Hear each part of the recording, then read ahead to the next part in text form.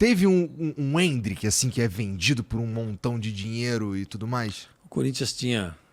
Cara, assim, a gente tá mudando esse patamar. O Corinthians tinha fama de vender muito barato. A gente queria entender por que vende barato. Vê o Murilo aí. O Murilo está sendo vendido, acho, por 70 milhões de libras, de euros, alguma coisa assim, 60, 70 milhões.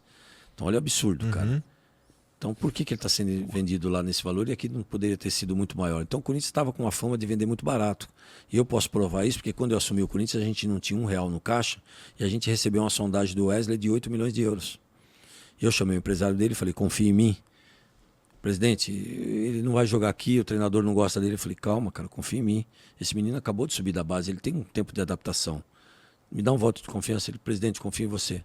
Vendi o Wesley por 25 milhões de euros. A maior venda da história do Corinthians, junto com os bônus que ele teve de 5 milhões.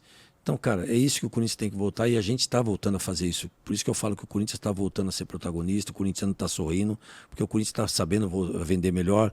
O Corinthians hoje, a nossa camisa, eu peguei uma camisa com 70 milhões, hoje já está em torno de 200 para mais de 200 milhões.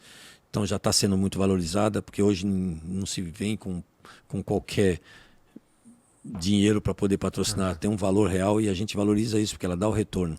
Então o atleta é isso também. Então o jogador de base hoje, ele está sendo valorizado novamente com a nossa gestão. E aí você tem um Breno Bidon, que a gente já teve algumas sondagens absurdas, mas ele tem ainda mais um tempo de maturação. E não tenho dúvida, o Breno Bidon é jogador de Premier League, é um jogador de Europa, joga muito inteligente. E tenho certeza, o que a gente precisa agora é valorizar ele e saber vender ele. E antes não, você chegava com qualquer dinheiro ali, alguém vendia. Agora a gente não, a gente vai vender por valor real do que ele vale e valorizar cada vez mais. E o Corinthians, fomos campeão. Você vê, eu tenho um ano de gestão, 1 ano e 4 meses, nós fomos campeão da Copinha o ano passado, campeão paulista esse ano. O Corinthians está começando a ter uma performance melhor. E nós tivemos na Copa São Paulo um dos times mais jovens da história do Corinthians. Hoje eu tenho mais de 11 atletas. Hoje, e a gente foi vice-campeão ainda. Só não ganhou porque talvez tenha sentido a pressão, porque era só a torcida ali do São Paulo. E a garotada tudo de 16, 17 anos. A maioria ali tinha 5 jogadores, se eu não me engano. Então, olha para você ter uma ideia, um dos times mais jovens, a gente tinha 11 atletas ali nessa faixa etária. Hoje, todos esses atletas já estão treinando no profissional. Por quê? Para que a hora que for usá-lo, ele não tem mais um tempo de adaptação.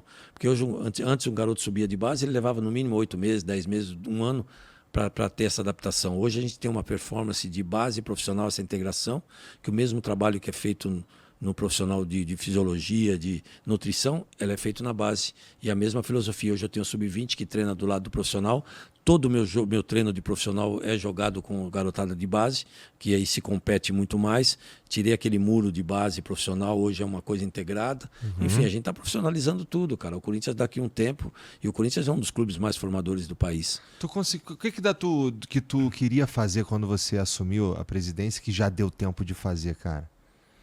Cara, eu acho que essa profissionalização, né? A gente está no caminho certo, precisa, o Corinthians é um gigante, é uma grande empresa, tem que ser tratada como tal.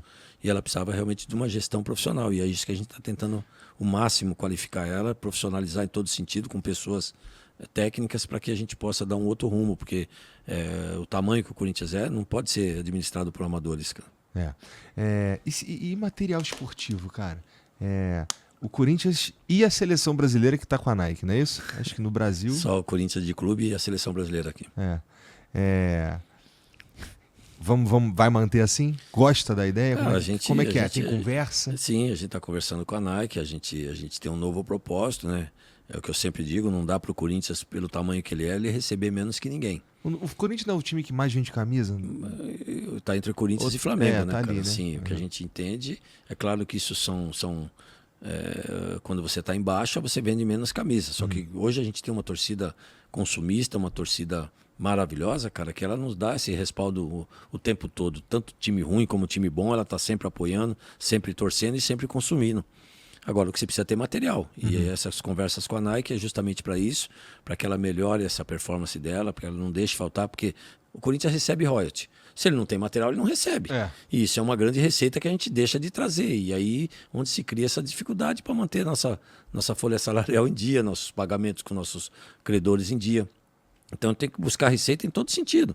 Eu tenho que ver onde a gente está deixando de ganhar receita para poder melhorar e trazer. Então, a nossa conversa com a Nike é nesse sentido hoje, que melhore as entregas de material e que nos melhore a parte procure melhorar para a gente a parte financeira também.